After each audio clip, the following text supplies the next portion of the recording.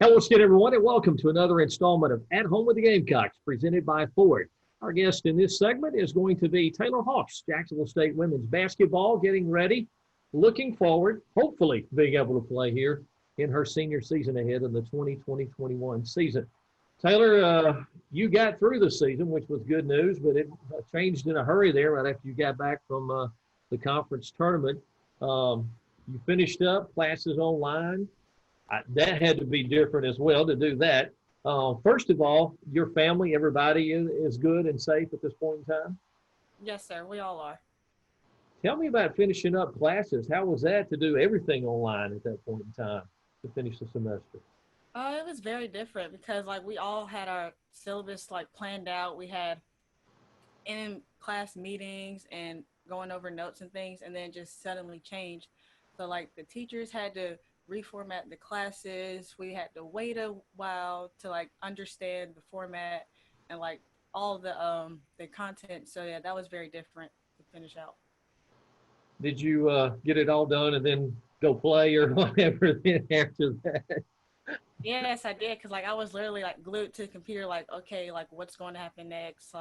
How are these teachers going to help us with this online course? Because some classes weren't really meant for online, so that was the biggest challenge, I believe. You got to finish the season, but some of your fellow student athletes didn't get to finish theirs, the spring sports. Did you feel for them that they didn't get to finish their season? Oh, absolutely, especially for the seniors. I know people have plans after senior season. I know they actually had a chance to win the tournament, so I know that just had to be a huge disappointment for them. Again, right now, everything is on go, so hopefully you'll get to play your season, senior season. But it's a little different. Normally, you'd be on campus working out right now. So, are you able to do some stuff on your own?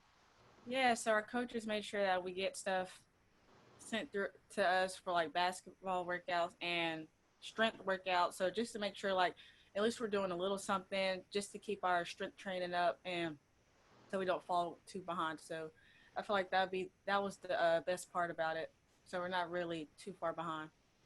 I guess you're running what 4 or 5 miles a day or something like that. Maybe one or two. It is a challenge to do your own workouts at home, but you just gotta see the bigger picture and push yourself to really focus in and do it. Do you have friends that are playing in other places there that are home in Gainesville that you can work out with or anything like that? Actually, I do not. Most of my college friends are scattered, so they're either at school or at another state, staying with some relatives. So I haven't been able to work out with any of my friends back at home. So our gym, most of the gyms really haven't opened, like basketball gyms. So I have to check into that for the next coming up weeks. You got a goal at the house where you can put up some shots there or I something? really do. Yeah, it's in the driveway. It's on a hill, so it's so hard to actually shoot where you know that the ball won't just roll down the hill. So I feel like that's a challenge for me too. So I just try to get form shooting in and just do the best I can. You've made 83 consecutive starts going back to your freshman season, and we think that is the longest current streak in the OVC. When I throw that number out at you, 83 straight starts, what comes to mind? What do you think about when I say that?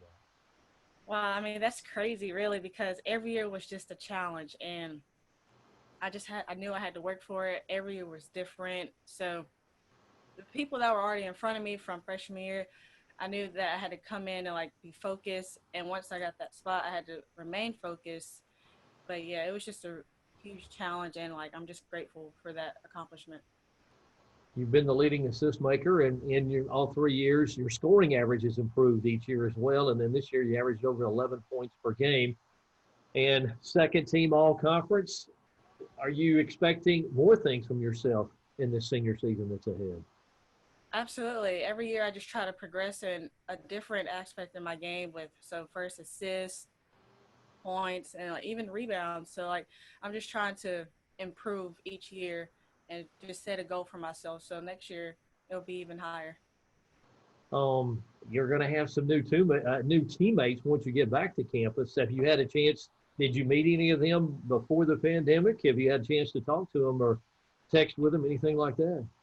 Yeah, we actually have four newcomers, I believe, maybe five. We we're introducing them about a month ago through our Zoom meetings, and we were all just excited, to come back to in June, and then that was pushed back. So we're excited to come back in July and just hopefully get things started before our preseason. I was chatting with Coach Petrie earlier in the week, and he said some of you and your teammates said you were ready to just practice. You were looking forward to getting back to practice. That's a little bit unusual, isn't it? Yeah, honestly, but really, we're just really just trying to come together and see how everyone plays and just try to get that chemistry early because, chemistry is really a big thing. So the earlier you start, the more success you will have. As you look back at the first 3 years in the Jacksonville State uniform, what's some of your favorite memories or some of the moments that you think about? The best moments I always see and always hear about are our pink out games, and it's always been against Tennessee State. So of course, my buzzer beater game, that was a huge win for us. And my sophomore year, when Chloe had made a free throw, also, I don't know if we went into overtime or not, but definitely our pink out games were huge games. And also Ole Miss, that was a huge win for us. Mhm. Gotcha. I can see where you would like those. If you start thinking about the season, um, you've been in the tournament now 3 straight years. As you look for team goals, what do you want to do? What kind of step do you want to take now in this coming up season? Really, just to be consistent and just to jump over that next hurdle because we're very capable. We have the talent. We just have to put it all together and then just advance and take one game at a time.